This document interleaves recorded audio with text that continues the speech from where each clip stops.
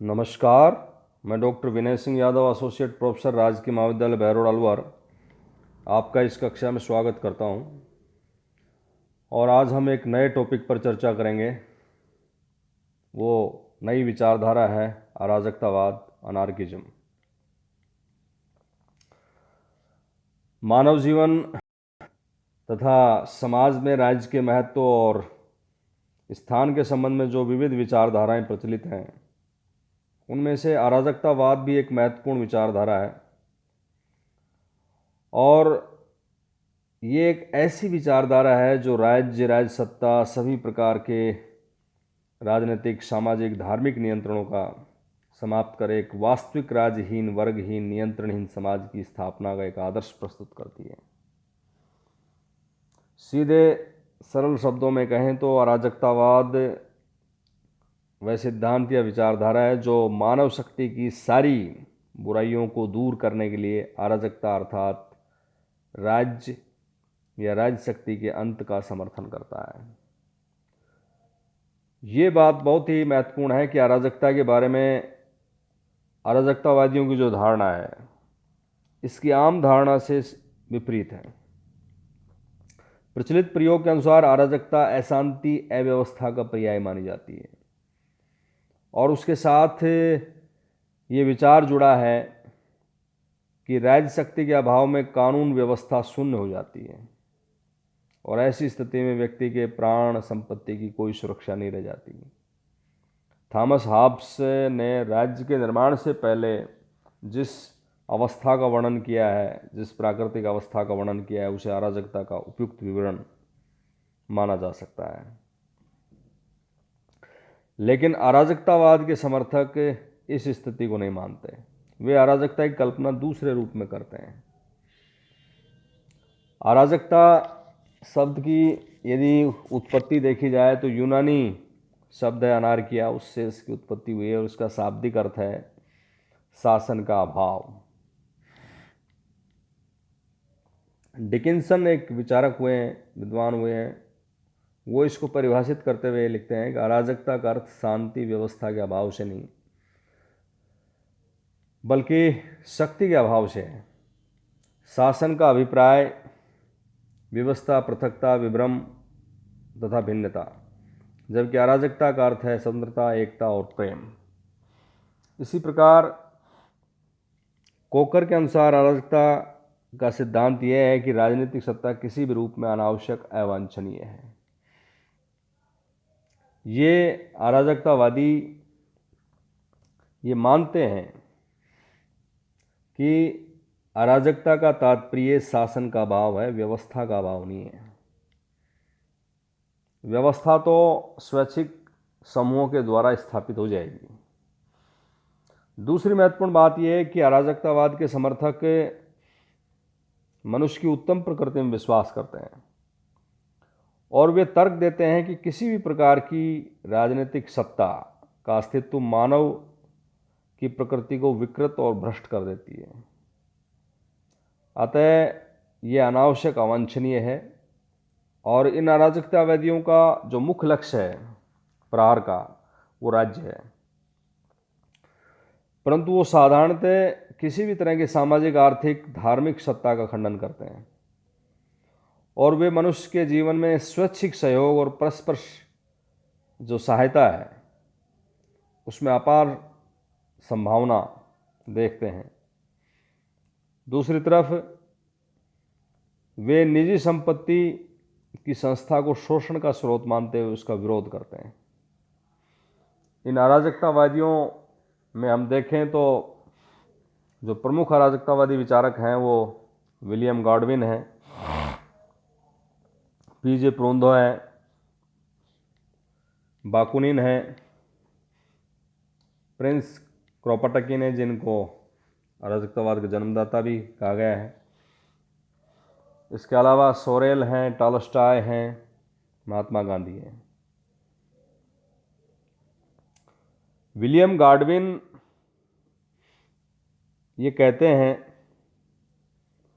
कि ये जो व्यवस्था है, यानी शासन या राज्य की व्यवस्था, इस व्यवस्था को बदलने की ज़रूरत है और इसके लिए उन्होंने मनुष्यों को क्रांति के लिए उत्प्रेरित नहीं किया, बल्कि उन्होंने कहा कि धीरे धीरे सब अनुभव से सीख जाएंगे और जब राज्य को हटाकर स्वैच्छिक प्रबंध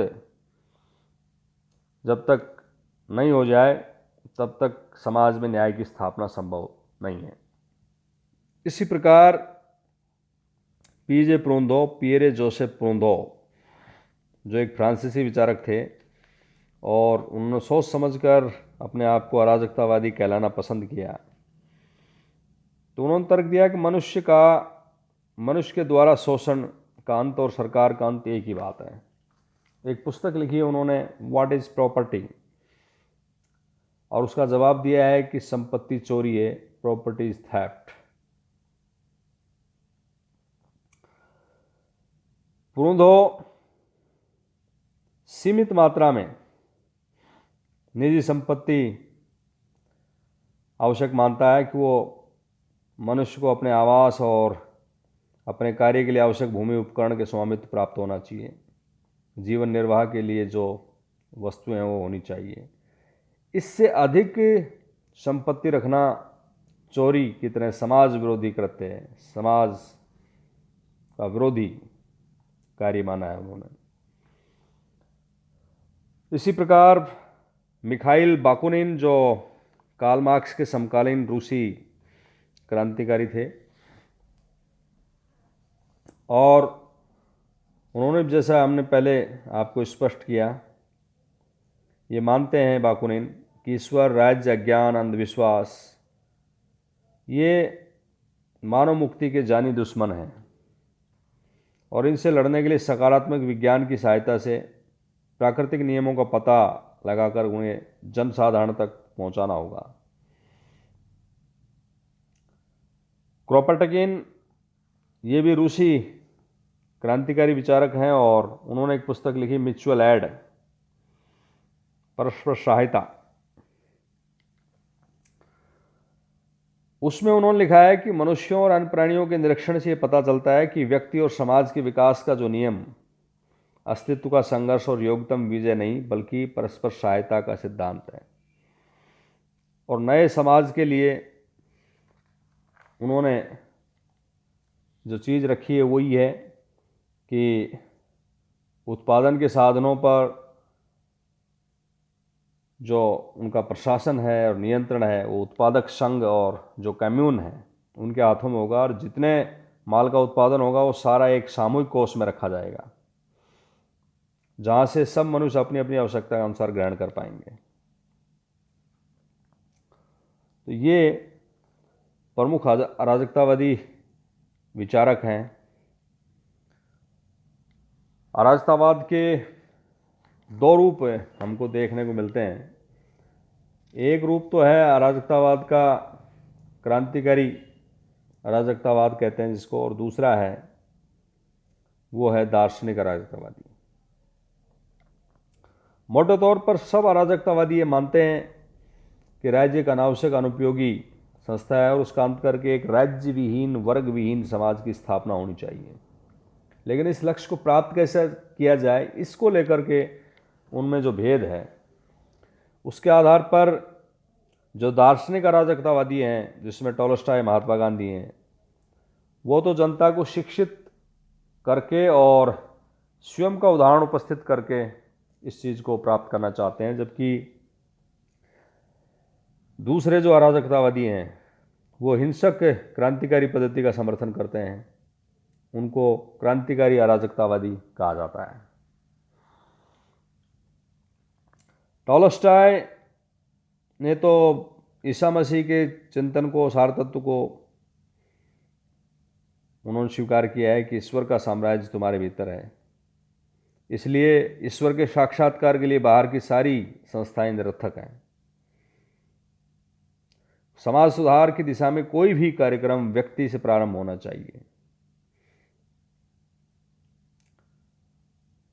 दूसरी तरफ हम देखें तो टॉलस्टॉय ने मानव प्रेम की शिक्षा देते हुए बुराई का मुकाबला करने के लिए भलाई के साथ करने का जो रास्ता दिखाया है, उसमें वो कहते हैं कि राज्य तो पुलिस और सैन्य शक्ति के बल पर बुराई से लड़ना चाहता है और निजी संपत्ति गिने चुने लोगों को दूसरे के परिश्रम के बल पर विलासिता का जीवन बिताने का साधन प्रदान करती है। और ये दोनों ही संस्थाएं जो हैं नैतिक जीवन के विरुद्ध हैं। इसी प्रकार महात्मा गांधी भी एक राज्यहीन समाज का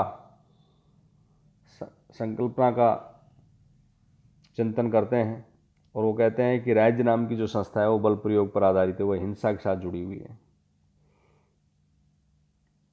तो वो भी राज्यहीन समाज की वकालत करके नैतिक आधार पर अराजकतावाद की पुष्टि करते हैं। अराजकतावादी जो समाज है उसका संगठन किस प्रकार का होगा, इसको लेकर ऊपरी तौर पर साम्यवादी विचारधारा भी ये कहती है कि वर्गविहीन राज्यविहीन समाज होगा, लेकिन उस समाज का संगठन कैसा होगा इसके बारे में वो कुछ नहीं कहते हैं। और इसलिए कहा जाता है कि जहाँ साम्यवादी दर्शन समाप्त होता है वहाँ अराजकतावाद प्रारंभ होता है। ये संगठन कैसा होगा इसको लेकर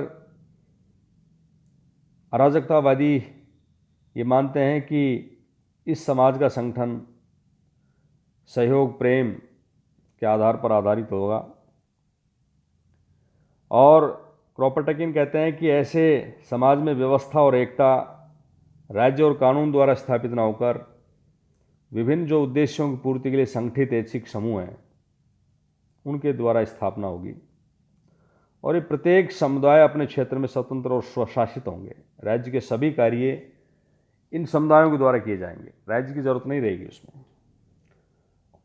इन समुदायों की सदस्यता के लिए किसी को बाध्य नहीं किया जाएगा। इन समुदायों का एक संघ होगा, जिला समुदाय के ऊपर प्रांतीय, प्रांतीय समुदाय के ऊपर राष्ट्रीय, राष्ट्रीय समुदाय के ऊपर अंतर्राष्ट्रीय समुदाय होगा।